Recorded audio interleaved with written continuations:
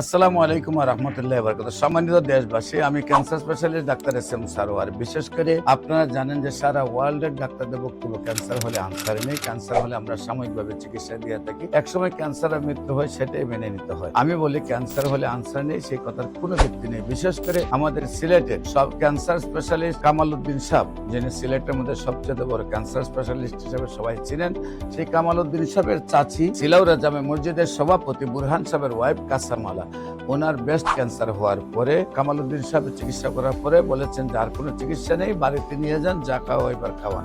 তারপর আল্লাহর রসুল সহমতে চিকিৎসা করেছি। কাসামালা বুরহান সাহেবের ওয়াইফ, আপনার সিলেটের আপনার ক্যান্সার স্পেশালিস্ট কামালউদ্দিন সাহেবের স্ত্রী আল্লাহর রহমতে সুন্দরভাবে সুস্থ হয়েছে আজ থেকে আরো 20 বছর আগে।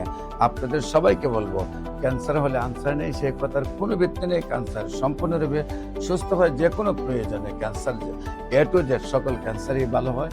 যে কোনো প্রয়োজনে আপনার স্ক্রিনে দেওয়া নম্বরে যোগাযোগ করুন। সবাইকে ধন্যবাদ। আসসালামু আলাইকুম ওয়া রাহমাতুল্লাহি।